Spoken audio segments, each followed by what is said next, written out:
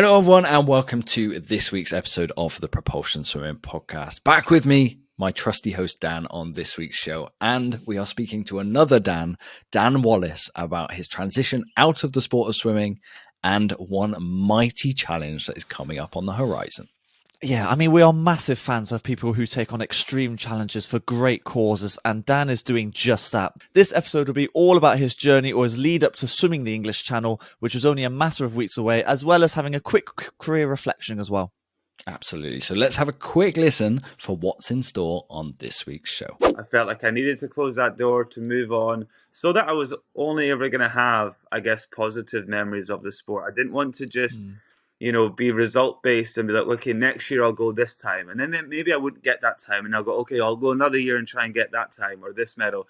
And maybe I would miss out again. And you can see how you can just get stuck in that cycle. And then you're in mid-30s and you're still chasing this goal. So for me, by not setting a hard goal, it made for an easy exit. And I just, I guess, took advantage of the timing of that. Well, I think if you're going to do any challenge in swimming, in the outdoors, it's got to be the English Channel, right? It's one of the hardest swimming crossings in the world. So for those who don't know, Dan Wallace is a former World Olympic and Commonwealth medalist. He represented Great Britain at the Rio 2016 Olympics, winning silver in the 4x2 freestyle relay. His journey through swimming included stops at the Warrender Bath Swimming Club in Edinburgh, as well as training at the prestigious University of Florida. He left the sport of swimming at just the age of 24, but is now embarking on a massive challenge of swimming the Channel in only a few weeks' time. So please welcome onto this week's podcast, Scottish swimmer Dan Wallace. Dan, thank you for joining us on the podcast this week. How are things with you? You're keeping pretty busy right now. Thank you very much for having me on tonight, guys. This is should be an exciting chat, hopefully. And yeah, I am busy. We've got a lot to discuss, but you mentioned a couple of career highlights there. That seems like a lifetime ago, so it's nice to have some current projects to discuss. So I'm really looking forward to diving into things. Yeah, absolutely. So yeah, we will talk about a little bit of a career reflection and then the up and coming monster challenge that is facing you and kind of how you're preparing for it as well, because there's so much great footage going around of you in massive bodies of water as well. So let's kick things off then. So your career, you started making waves in the swimming pool at 18, where you won bronze in the 400 IM at European Juniors.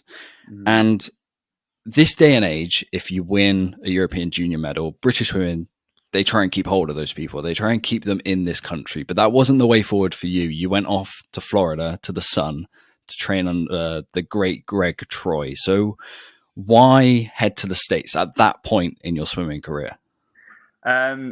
So I remember European Juniors very well. It was the first time I got that kind of taste of international success, and whilst it was on a junior level, it was still really exciting. And that's kind of when I started to think, hold on, maybe I can make something of this. And there was loads of options for me to stay in the UK. I'm obviously from Edinburgh. They have the Edinburgh Uni performance team up here. Stirling was great. I also had the likes of Loughborough and Bath that, were all filled with amazing swimmers and great support teams down there as well. But I just felt like I needed something different because I wanted to be a different athlete than what was currently in the UK. And the way that it's quite a funny story, really, the way that it actually worked out. I was very naive, and I Googled where the fastest swimmer in the world was that swam 200 medley, and you probably know his name. His name was Ryan Lochte at the time. He was, I think he just broken the world record at 154 flat. And it turned out he trained at the University of Florida in Gainesville under Greg Troy. And from that moment, I was like, I need to go there. I want to train there. So I just sent Greg Troy an email saying, this is who I am. This is why I think I can be great for your team. And this is what I want to achieve in the pool. And he actually knocked me back originally and said, I think you're a great swimmer, Dan, but we've actually just signed someone else. We don't really have any space on the scholarship program. And obviously my mum read that email and had a couple of glasses of wine and emailed him back and said, Oh my listen, God. Greg, Troy, you're an idiot if you don't take my son. He's going to be this and that. And, from there, it just blossomed into, I guess, a good decision from my side. And I'd never even been over to the States in my life. I didn't take a recruiting trip like most swimmers do. Once I got the green light from the University of Florida, that was it. I was on my way. And I think it was a good decision in the end.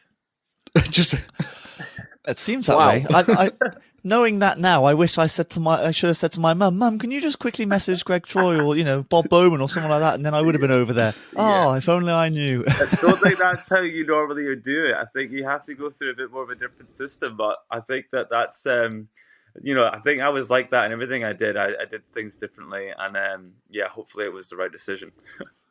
You say you wanted to be different to what was coming out of British swimming at that time. Why did you want to be different? Was it a case of you saw that performances weren't with the rest of the world? You thought you needed to broaden your horizons?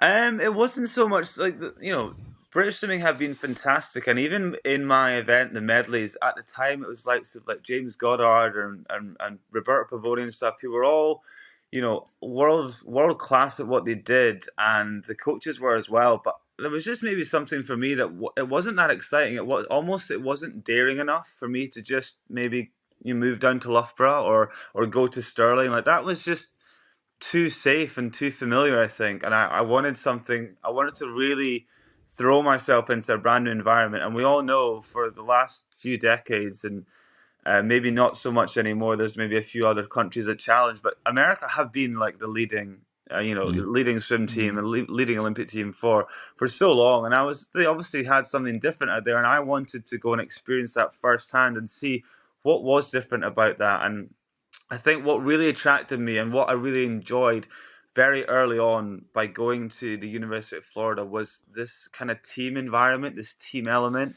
Obviously, you're in the NC2A system there. It's all about kind of team performances, but team performances is made up from individual performances. And I really enjoyed that. I really liked that. And it was maybe we don't have that same culture here in the UK. It's maybe more kind of stay in your own lane and a bit more individually focused. And whilst there is amazing collective teams of athletes that train together, it is kind of, you're in it for yourself. And there's no right or wrong there, but I just felt like I needed to be in that team environment. And it is a bit kind of over the top in American stuff, but that kind of suited me. And I think I just wanted something different. Yeah, we've heard that over and over again on here, haven't we, Dan? We have. I was actually going to say that you won't be the first and you won't be the last either, because the team atmosphere is a big thing that I think we're missing over here.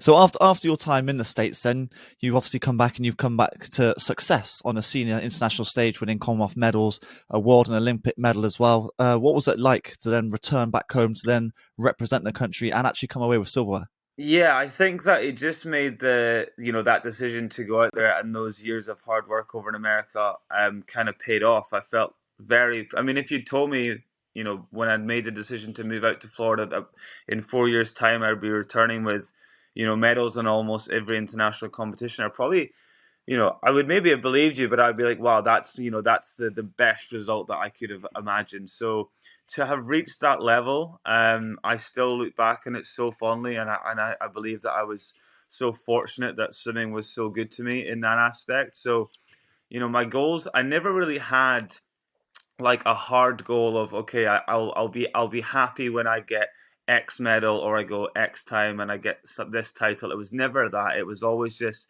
enjoy this, absolutely go for it, give it 110% effort, immerse yourself in the right environments and see what happens. And luckily, by seeing what happens, allowed me to compete against the best in the world. And that for me was just amazing. And it's still something, and I like to look back on that now. When I first returned from Florida, I was still in it. I was still going. I was still striving for other goals. So you don't really have a chance at the time to look back and reflect. But now that is quite a few years back down the road, I can really look back and have really fond memories of the what I got to do day in, day out, but then also what I got to walk away with in the end as well.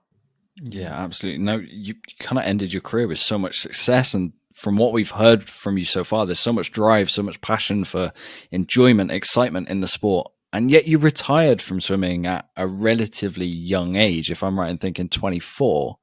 So how did that decision come about, and when did you know it was the right time to stop?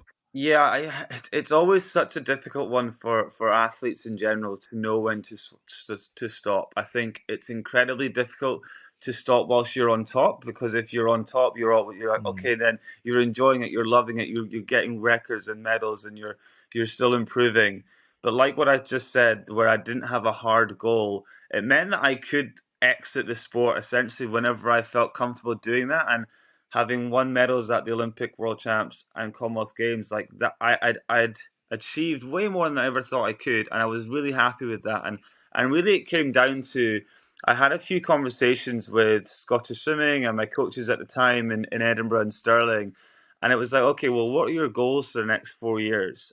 And I wrote them down originally, and they were all very similar to the goals I'd had the last 4 years. It was win medals for my country at X, Y, and Z competitions, and as amazing as that is, and as proud as I should be to have wanted to achieve that, it was kind of just like, well, I've actually already done that. And for some people, they want to do it again and again and again and again. But I was like, maybe I want something different. So I actually wrote down a whole new set of goals, and none of them were results based. None of them were materialistic. They were all like, how can I be a better person on poolside? How can I, contribute more to the team environment on, around my swim team? And that for me then said, okay, maybe you've got another 12 months in you to just enjoy the sport. And I loved swimming to the day I stopped it, but I just felt like I maybe wanted to move on to something new, and close this chapter and move on to the next thing. And what I've now found is there's definitely a few more chapters in my swimming career, but at the time I felt like I needed to close that door to move on, so that I was only ever going to have, I guess, positive memories of the sport. I didn't want to just be result based and be like, okay, next year I'll go this time, and then maybe I wouldn't get that time, and I'll go, okay, I'll go another year and try and get that time or this medal, and maybe I would miss out again. And you can see how you can just get stuck in that cycle, and then you're in mid-30s, and you're still chasing this goal. So for me, by not setting a hard goal, it made for an easy exit, and I guess took advantage of the timing of that. So when you reflect back now, after so many years out of the sport, do you have a little part of you thinking maybe I should have gone on for one more Olympics, one more Commonwealth Games, or are you actually happy that you did leave at 24? I'm happy that I did leave at 24, because I mean, look at the times they're going now for a start. My times might not even make the team, so I think I called it at the perfect time. I don't look back on it in a negative. I look back on it and I think that was the right decision for me. I was happy when I left. I left on good terms with the sport. I'm still really interested in swimming now, more so than ever, to be honest. But I feel honoured that I was a part of that journey for the Great Britain and Team Scotland's success for a few years, and I know that I played my role as best as I could. And now you kind of just pass that on, and it's nice to see teammates that I still had doing really well, and I'm now just a fan of them. I'm fanboying every time the Olympics is on or there's a competition on, and I love just supporting a sport that essentially gave me so much, and I felt like I didn't need to squeeze anything more out of it. I'm now at the point where I'm like, okay, what can I maybe give back, or what else can I do through my swimming roots and through my swimming passion? Yeah, that's really interesting, because we talk so much, or we've literally just had a conversation for Mental Health Week with Cassie Patton about how she had to spend so long away from the sport to fall back in love with it again. But the fact that you said you didn't set hard medal performance goals is half the reason that you don't hate the sport. Yeah, It's a really interesting concept that, to be fair, on this podcast, me and Dan have always said there needs to be some framework in place to help swimmers leave the sport of swimming, because often there is that big mental transition, and getting rid of outcome-based goals, even if it is keeping you in the sport for just 12 more months, might then help you for the next 5 years of your swimming journey outside of competitiveness. 100%. And that transition from elite sport to whatever is next is incredibly difficult for some people. And for me, I found challenges, but I did enjoy it, because I got to kind of rewrite who who I was, and that was one thing. I didn't want to just be known as, you know, Dan, this swimmer, this professional swimmer, this Olympic swimmer for the rest of my life. I knew that that was only one small window, and you have to make the most of that window. But when the time is right, you should be able to leave in your kind of on your own terms. And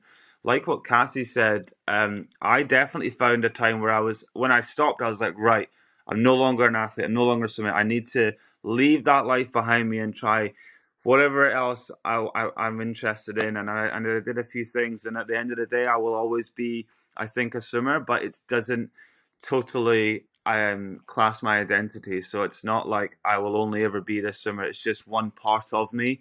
And I found peace with that, and it's really nice. And I now like to lean on that side of my personality a lot more than when I first did in like 2019, like a year after I retired. I wouldn't even like speaking about it. It was still so fresh, and it's very intense being a high performance athlete. It's very difficult, and you know, once it's done, you almost just want to like just take a breather and relax. And I certainly did that, and I think I needed to do that because now I'm like, I love swimming again, and I'm doing it in different ways, and I'm still finding passion and pleasure from it, which is amazing.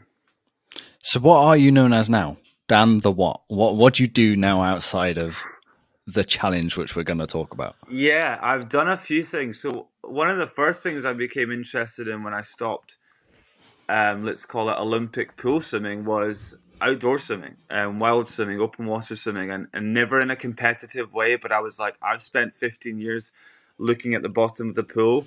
I can now spend my days like looking at the sky and looking in the ocean and swimming in lakes and lochs and rivers. And that for me was something that I really enjoyed. And I did a lot of work with Kenny and Payne when I first came out and became a qualified open water coach. And it was nice to still have some sort of involvement within swimming, and it was very much in a coaching sense, in a let's gain experience in open water coaching.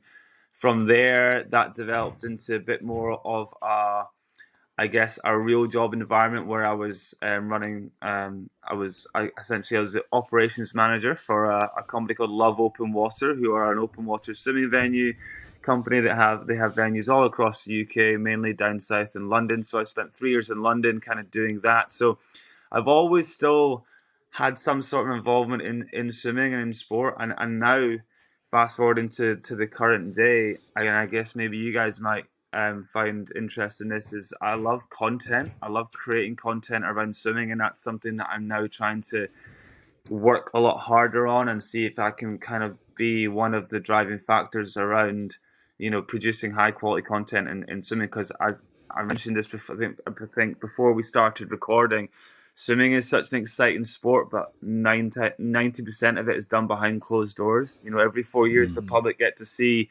you know, Adam Peaty win gold at the Olympics, but they don't see the 30 plus hours a week that he gets to, you know, sacrifice and train. And, you know, Adam, for example, actually does post quite a lot and he does produce some content, but the vast majority of swimmers are working so hard and they don't get to see any of it. And there's so much to learn from, you know, being a fly in the wall in a high performance environment. And I would love to be able to help contribute to that. And as I said, I do have this kind of interest in open water swimming. It hasn't really been in a competitive way up until now, where I see I've set myself a pretty big challenge to take on the English Channel with a few of my teammates. Oh Yeah, man, that's what I was gonna segue onto. You talked about the open water and your love for it, and naturally your challenge is to swim the English Channel. We will definitely talk about the filming and the content stuff, yeah. because actually we are gripped on it. We have been watching every single thing, Thank you. which has been absolutely incredible. But let's talk about this English Channel. Yeah. Why this challenge of all challenges? Well, I think if you're going to do any challenge in swimming, in the outdoors, it's got to be the English Channel, right? It's one of the hardest swimming crossings in the world for several reasons. There's cold factors, there's logistics, it's, you know, one of the busiest shipping lanes in the world. And it really came about. I can't take credit for why it came about. I've got a friend that I swam with at the University of Florida called Jack Blazinski. He just moved over to London where I was living at the time, and I guess he must have thought that's what Londoners do. They swim the channel. So he said, "Hey, do you fancy swimming the channel?" And I go, "Well, yeah, but we might need a bit more help." So I called up two of my mates from Edinburgh, Ross McQuirter and Jordan Dunn, who I swam with at Warren Bass Club, and then Jack recruited Harrison Haynes, who was also a Division One athlete at University of Florida. And then we realized, hey, we've got a pretty good team here. Because quite often you do swim the channel as part of a relay unless you're taking it really seriously and you go solo, which we can get to because that might be in the diary for next year. But right now we've got a pretty good team, and we were so naive. We had no idea how you did it. We were like, let's just rock up and swim, and it turns out you got to go through a lot. You got to get a pilot and go through the Channel Swimming Association. Then we found out you can't actually wear a wetsuit. And a couple of us thought, oh, maybe we're not up for this. But the ones who've been in Florida. yeah, I know. They've come from Florida to swim in the English Channel, and just your speedos is a tough transition. But the more we realized that this challenge is incredibly difficult, and we became more passionate about it. And then I guess what's really exciting for us is we've actually made the project not just about us, but we've tried to take it up a notch, and we've actually tried to raise money and raise awareness for some charities that we've chosen that are quite close to us. So it's turned into, hey, let's swim the channel, to hey, let's raise over £100,000 for charity. And now we're even discussing whether we can break some sort of world record for the 5-person relay. So it's extremely exciting, and I love the fact that I'm found this, I guess, reborn passion for swimming and making it not just about myself, but helping others as well. How close are you right now to that target of 100K? And what charities are you swimming for as well? So we're currently sitting, I think it's about £90,000, which is over $100,000, which is incredible. Wow. And that has come through having really great conversations with corporate sponsors and working with right brands and companies such as Dry Robe and Arena as main sponsors, and then also some public fundraising as well. And you know, I've kind of given you the pitch there of why we're doing it and what we're doing, and it's quite an easy sell, to be honest, because it's a really exciting challenge. We're creating content around it, and we're trying to break records both in and out of the water. So the charities that we've chosen are Cancer Research UK, because it affects 1 in 2 people over here in the United Kingdom, and we want to make, you use this channel to give us memories, because you don't know when life can be taken away from you. And then also we have chosen to support the Ukraine refugee crisis. This is something that Jack Blazinski on the team was very passionate about. He does have Ukrainian roots, so we all found each other having a really clear narrative of what we want our platform in swimming to help us achieve, and it's to raise money and raise awareness for those affected by both of these charities. That's brilliant causes. I mean, cancer research affects every single one of us, definitely. And obviously, we know the problems that are happening in Ukraine right now. So it's brilliant that you're raising money for those two charities. I'm going to talk about the elements that you're having to face and the fact that how are you training for these things. So obviously, the first thing is going to be the temperature. We've brought it up with the Florida guys who are probably struggling right now. So what's the temperature that you're going to have to face, and how have you kind of acclimatized to that? Yeah, so obviously the temperature is a massive factor because, as we've mentioned, there's no wetsuits, right? So it's just you in your bare skin, essentially. So it depends. Obviously, the channel gets deeper as you get further out, so it's going to range anywhere between like 10 and 16 degrees. 16 is fairly manageable, but 12 is going to be quite nippy. And the way that it works, sorry to jump ahead, but we have obviously there's 5 of us, and we do 1 hour. 1 hour legs at a time. So we're in the water for an hour at a time, and to be honest, the cold will probably only start to become a factor towards the end of that. But because it's cold, your body's going to be dropping in your core temperature, which is going to burn massive amounts of calories and energy. So it's going to be a real endurance event as far as withstanding the cold. Yeah. Are you putting on weight for it? I've been trying to put on weight for about 10 years, honestly. I'm still this skinny little pale Scottish kid, and believe me, I'm trying. Some of the boys have done a better job than others. but yeah, that's, we're all swimmers. We've all got the swimmer's physique, and we're trying to be as fit and as ready as we can. But maybe some of us might have some more natural ability in that side of things. So once you've done your hour swim, you then sit on the boat for a couple of hours. What are you doing during those 2 hours? Obviously, you're trying to get your core temperature back up, but how are you doing that? Yeah, so we're rewarming through fueling up again. So I guess what's challenging is, at least for me, the boat is not a grand boat. It's a little fishing boat, and you're on there for, well, it'll be 4 hours in between each swim you're going to do. So you basically got to find the right food and fuel that you can intake and keep down, because people might get seasick, you might be a bit uneasy about being in the water, you're going to be uncomfortable when you first get out because you're going to be cold. So just about warming, resting, and refueling essentially. But then at the same time, because we're doing this as a relay, we're also there for moral support. We're there for support and I guess helping with transitions and feeding and letting the swimmer in the water know how they're doing and where we're going. So there's going to be a massive teamwork element, but at the same time, we all need to, just like any relay, you need to step up and do the job and perform the best you can. So that's going to be performing in the water and then preparing again to go for round two. Now, another challenge you're going to be facing is the lovely word sewage. Mm-hmm. Now, I've seen in your training that it's not great now, and the channel isn't going to be any better. We've had Greg White come on before when he swam the Thames, and he said, he got pretty violently ill because of the water quality. Yep.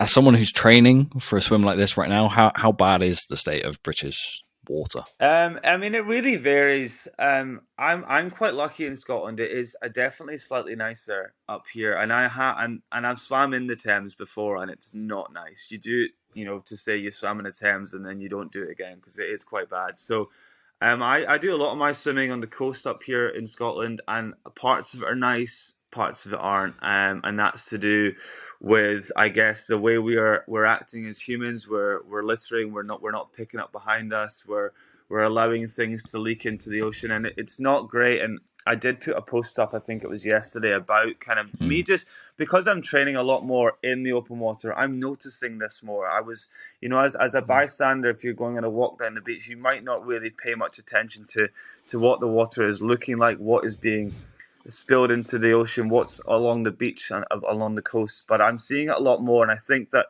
it's hopefully going to get spoken about more and advocated for more now that there are, because there's such a massive surge and influx in users of water, whether that is paddleboarding, whether that is surfing, whether that's swimming, whatever it is. There's a lot more users in the water now that have a voice and have a platform. So hopefully that will actually generate change. But for me, what I like to do is I like to swim in different locations. As I said, I spent 15 years training in pools. I try and train and swim in as many different places as I can. But what that does show me is there's a real range and variety of the conditions of the water. So, hopefully challenges like this and people like myself speaking about it can hopefully advocate for change. And we all are aware of it. Even if you're not a swimmer, the general public know that the ocean conservation is such a massive thing. There's plastic, there's sewage, there's this and there's that, and it's not nice to see as a user of it. Hopefully, we can definitely change that. So how often are you training at the moment? Yeah. Is it 100% in open water, or are you doing some stuff in the pool as well? It's not 100% in open water, and that's the only reason for that is it's like 10 degrees up here, so I can't get in every day. It's too difficult. It just takes too much to get up for it. So basically we're balancing, weight training, maybe we'll do some running, but we're also just really mainly balancing pool swimming and open water swimming. So the open water swimming for all of us, and just to give you a bit more background, one of our swimmers is based in New York, 3 are in London, and I'm in Edinburgh. But we're all holding each other accountable for our training. So the open water is more or less just to gain some experience in the sea if we can, but actually just to get more cold water acclimatized. And then what we're trying to do is building up our pool swimming. So working on technique, working on building up our aerobic base. But then also we're trying to replicate what it's going to be like in the channel. So recently, the last few weeks, we've kind of been doing 60-minute time trials to see how far we can go in 60 minutes. But then also doing more regular sessions where we've got kind of like your warm up, your main set, and then your cool down as well. So it's been quite fun to brush off the cobwebs and get some old logbooks out and get some good sessions done. But we're trying to cover all our bases essentially. What meterage are you looking at? Nothing crazy. You're not. You guys speak to like Olympians that are currently training. So what I'm going to No, tell yeah, you but is it's still interesting. yeah. So like, well, ideally we're training about 4 or 5 times a week, anywhere between 3 and 5, maybe 6Ks now and then. I think what's been really hard is, yes, we're training for the channel swim in 3 weeks, but before we even get there, before we're even allowed to rock up to the beaches of Dover, we have to do a 2-hour qualifying swim, which is arguably harder than the swim itself, because that is 2 hours in water under 16 degrees without stopping. And obviously the channel, we're only going in 1 hour time slots. So this is double the time we're going to have to be in the water. And that's obviously to show that you could withstand a bit longer than the hour. So that's kind of been the main thing that we're like gearing up towards. And as of right now, 4 of the 5 swimmers have completed theirs. I haven't, and I'm using the excuse it's too cold up here. So I'm having to drive down to Lake Windermere on Tuesday just to find some water that's warm enough. So yeah, we've been building up our training essentially, maybe probably since about September of last year. We've kind of started to take this a bit more seriously. And I'll tell you what, we're all feeling really good, and we're really excited to see what we can do if we get good conditions.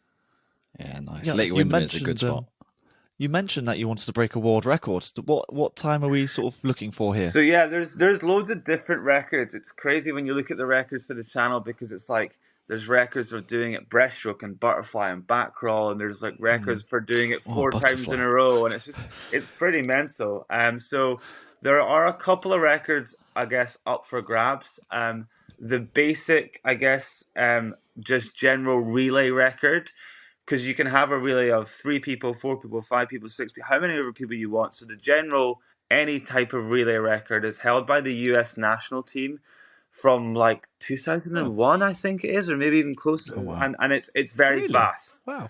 I don't even know what the time. It's like 7.5 hours or something like that. But we have found a slight loophole. The 5-person relay, which is what we're doing, is only, and I say only, it's 8 hours and 32 minutes, which when you break it down, I think is like 120 to 125 pace per 100. And basing off what we've been doing, I think we'll be right on the money.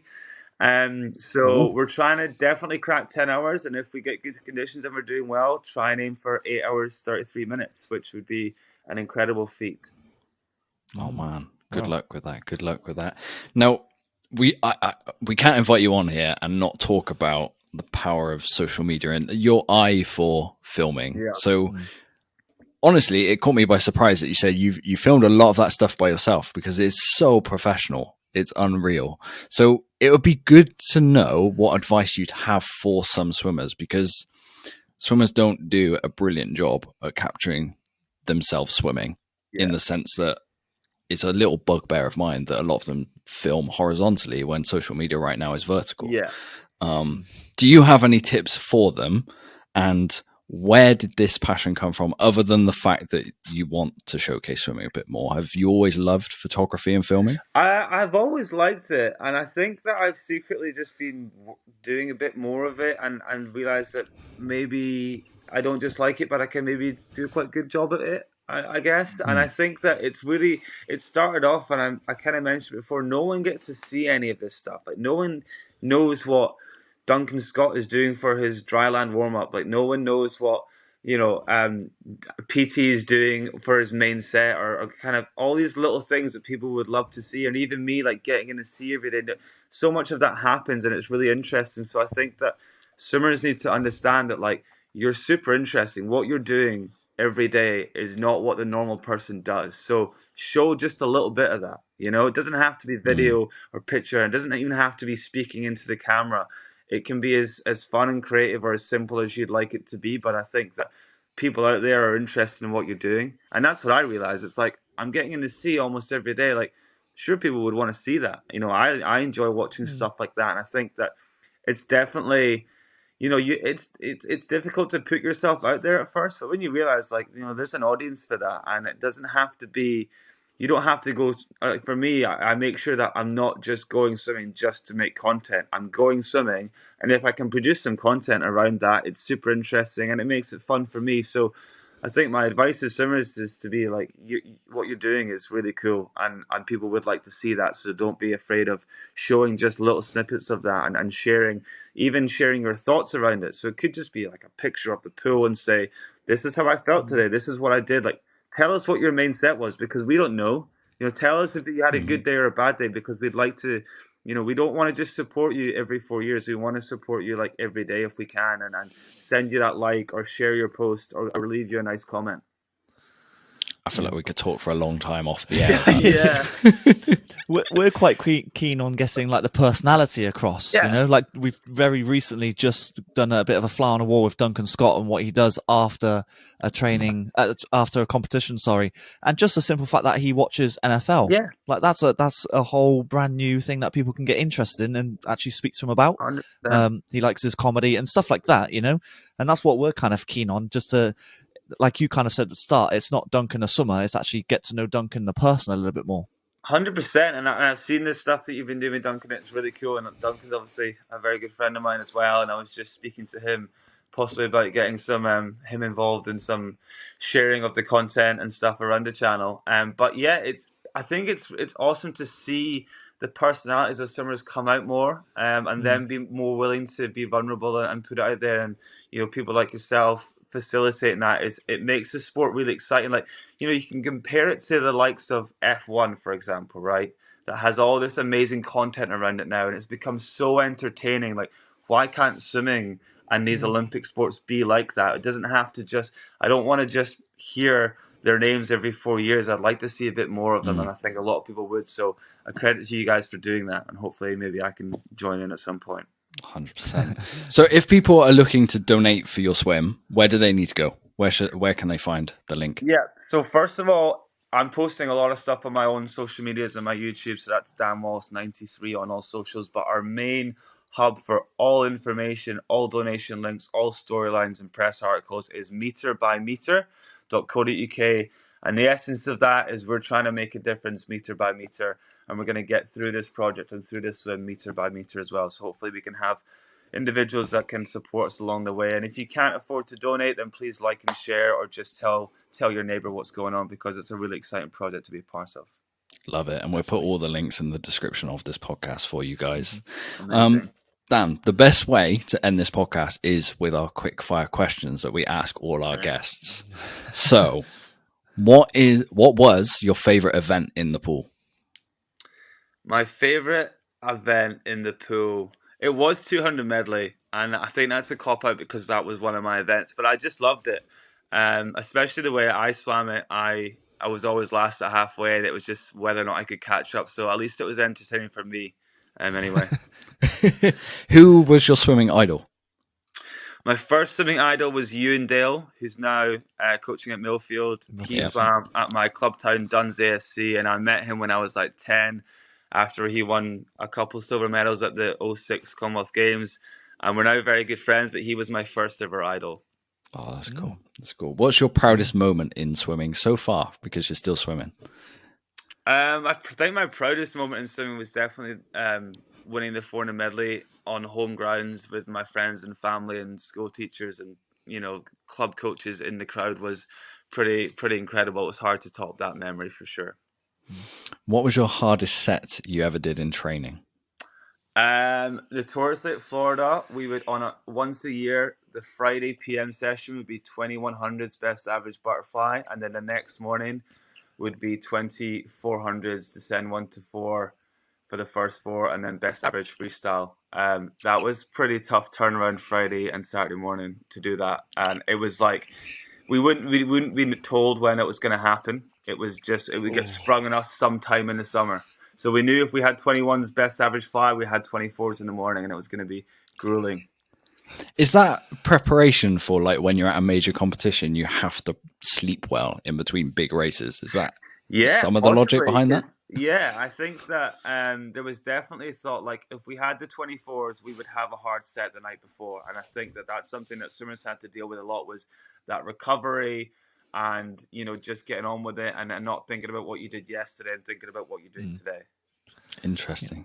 I remember Jimmy, one of Jimmy's sets, he did 3 1,000s best average on an evening session, and then he would do exactly the same the next morning. And his mentality was usually finals. I think it was preparing for like Tokyo maybe, or Beijing or something like that. Not Beijing, but of course, like the mornings were the finals, and so it was like preparation for that. Yeah, I thought it was quite interesting. We used to do at Warren de Bass under Laurel Bailey. I remember there was a period or a season where we would always have the hard sessions of the week were always in the morning, and that was to teach us the ability to swim fast in the morning, because there's so many athletes that would swim great in finals but don't get to the finals because they can't stand up and perform at 9 a.m. So we got taught pretty early on that you have to get up and get going in the morning, and then you got to back it up at night. It's not just cruise the morning and hopefully get through. It's deliver in the morning and back it up again. Love it. And final question, away from the pool, to get to know you a little bit better. If you were to go on a road trip, there's 3 spaces in the car. You can take friends, family, celebrity, dead or alive. Who would you take with you? Oh, this is so difficult. Well, it's got to be an enjoyable time. So someone's got to be funny. Kevin Hart would be good. There's got to be good music taste in there. If it's a road trip, someone's got to be on the aux cord. For me, maybe someone like Chance the Rapper for me. And then you'd like it to have some engaging conversation. So someone pretty intelligent and switched on. I'm sure I could ask Elon Musk a couple of good questions. I would definitely like a female in there as well. I know I've just said 3 guys there, so maybe throw in Doja Cat maybe as the singer, as the artist for the music. Nice. Good car. Well, Dan, this episode has flown by. It's been great speaking to you, and best of luck with the channel swim. And hopefully we can film some content together at some point. It'd be really good to pick each other's brains. Absolutely. Well, thank you very much for having me on. Hopefully what we've discussed is entertaining and interesting for some people. And absolutely would love to collaborate on more occasions when we can. Yeah, I mean, congratulations on the money you've raised already, and hopefully you do hit 100,000. It's not too far away, so people do donate. The links will be in the description below, and just good luck to you. Thank you very much, guys. The support means so much. Cheers. So, Dan, we've spoken to a lot of incredible pool swimmers recently, but someone doing a channel swim always gets that extra little bit of respect from me. And the attitude that Dan Wallace has just put forward to us of pure enjoyment, the love for the sport again, I say this at the end of every podcast, but it's so great to see. I think it's great that he's capturing exactly what he's doing. And this is something we've been trying to get across to swimmers in general about. Just show the people what you're doing. And the fact that he is, I don't know what he's doing, but he's got drone shots. He's got all the gear. And I tell you what, he literally has a brilliant idea of trying to get the public, let's say, to see exactly what goes into swimming the channel. And I think he's going to go great, I think. And hopefully he carries on doing it, because he's set an example, I think, for swimmers out there to see what is the potential that they can do. Do you know what I found most interesting about that podcast? It was the start of it and then the transition period that we spoke about. So if I pitched to you on a blank piece of paper, ex-swimmer left the sport at 24, even though he'd won an Olympic medal, you would presume that they're burnt out. They're tired. They're fed up of the sport. They've completed everything they want to complete. Potentially don't want to go near the sport of swimming again. But then you compare that to the messages that we've just heard from Dan. He didn't set hard goals. So when he left the sport of swimming, it wasn't a disappointment. It was an excitement. And he's transferred or transitioned straight into a new enjoyment out of the pool in the open water environment. So in that podcast, there was lessons of how an elite swimmer can potentially prepare themselves for a transition, not set themselves goals of a time, of a medal, just set themselves engagement, enjoyment goals. And then I think there was also a quiet lesson for how to transition and still enjoy swimming, which is open water swimming. It's what got me back swimming after, what would you say, Dan, about 5 years away from the pool? Yeah, something like that. I was going to bring that up actually, but I ended up not talking about it. That you went into the open water arena as well after your swimming. I do think his mindset is very much a one-off. I think you look at any swimmer, athletes in general, the ultimate aim, let's say, is to win an Olympic medal, and then to then go and do it again. Or it's still difficult. And we keep going on about it that there's no set pathway out of the sport. And it's a very interesting mindset that he has no hard goal. I think that's what he said, hard for the goal. final 12 months. And yeah, exactly. And so he was just there enjoying what he was doing. And then eventually he left the sport happy. There was no any sort of downward hill in terms of depression or missing the sport in any way, because he made peace with it, I suppose. And Well, I don't think there's many people that can actually hand on heart say that. Yeah, through the whole podcast, there was a smile on his face when he was speaking about every stage of his journey, including a channel swim. But you say there's no pathway out of the sport. There's no like clear structure, and Dan is a one-off and a one-off mentality. But is that not a mentality that people listening to this podcast could potentially learn from if you're a coach listening and you've got a swimmer who's got, you know what, I got 12 months left. I'm going to get to Olympic trials and that's my out.